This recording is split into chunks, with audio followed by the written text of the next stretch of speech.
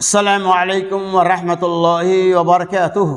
الحمد لله رب العالمين والعاقبة للمتقين والصلاة والسلام على رسوله الكريم. أما بعد، عن عبد الله بن عباس رضي الله عنهما قال: فرض رسول الله صلى الله عليه وسلم زكاة الفطر طهرة للصائم من اللغو والرفث وطعمة للمساكين، فمن أدها قبل الصلاة فهي زكاة مقبولة، ومن أدها بعد الصلاة فهي صدقة من الصدقات.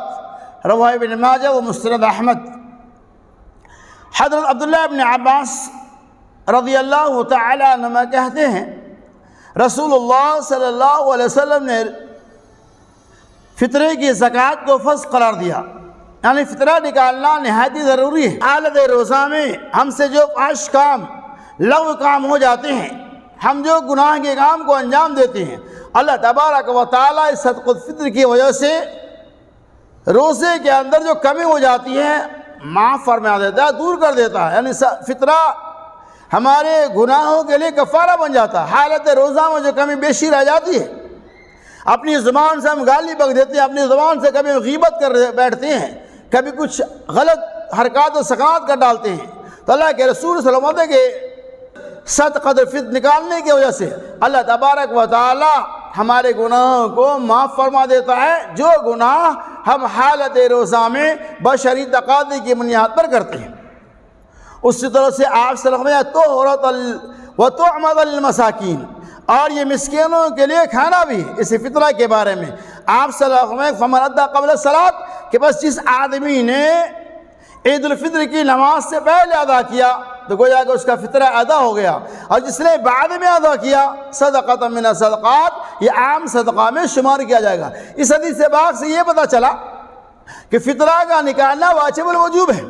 ویسے فطرہ ہمارے اوپر چاند نظر آ جانے کے بعد واجب ہو جاتا ہے، لیکن بخاری وغیرہ کی روایت ہے کہ حضرت عبداللہ ابن عمر رضی اللہ تعالی عنہ ایک دو دن پہلے بھی نکالا کرتے تھے، لہذا ایک دو دن پہلے بھی نکال سکتے ہیں، ورنہ بنیادی طور پر چاند نکل آ جانے کے بعد واجب ہے۔ تو یہ فطرہ کس کے طرف سے نکالیں گے؟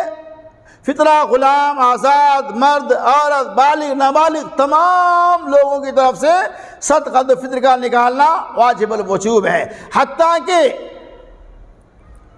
عید الفطر کی نماز سے پہلے بھی جو بچہ پیدا ہوا ہے اس کی طرف سے بھی نکالنا ہوگا۔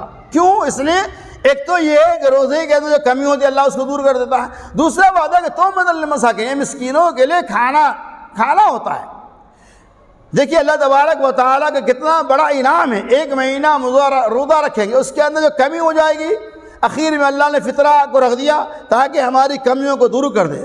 علامہ امام ابن قیم رحمۃ اللہ فرماتے ہیں جس طرح سے نماز میں جو کمی بیشی ہو جاتی ہے اس کو دور کرنے کے لیے سجدہ سہو کافی ہے، یعنی نماز آپ پڑھا رہے ہیں، بھول چوک ہو گیا، نماز کے اندر اگر بھول چوک ہو جاتی ہے، رکعت کے اندر کبھی کمی بیشی ہو جاتی ہے، تو سجدہ سہو کے ذریعہ اللہ تبارک و تعالی ان کمیوں کو دور کر دیتا ہے۔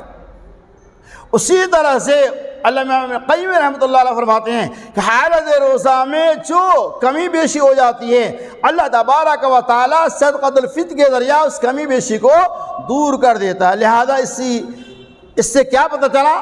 تمام مسلمانوں کے لیے صدقۃ الفطر کا نکالنا نہایت ضروری ہے، اور جب صدقۃ الفطر نکالیں گے اسے مستحقین تک، جو اس کے مستحق جو غربا، مساکین، بیوہ، جو بھی ہمارے سماج اور معاشرے کے اندر رہنے والے ہیں، جہاں کہیں بھی ہوں، اگر وہ مستحق ہیں تو آپ چاند نکلنے سے پہلے ان لوگوں تک پہنچا دیں۔ اس فطرے کا ایک مقصد یہ بھی ہے تاکہ عید کے دن کسی کے گھر میں بھی فاقہ کشی کی نوبتیں نہ آئے۔ اللہ سے دعا کہ اللہ تبارک و تعالی ہمیں صدقۃ الفطر اپنے وقت پر نکال کر مستحقین تک پہنچانے کی توفیق رفیق عطا فرمائے۔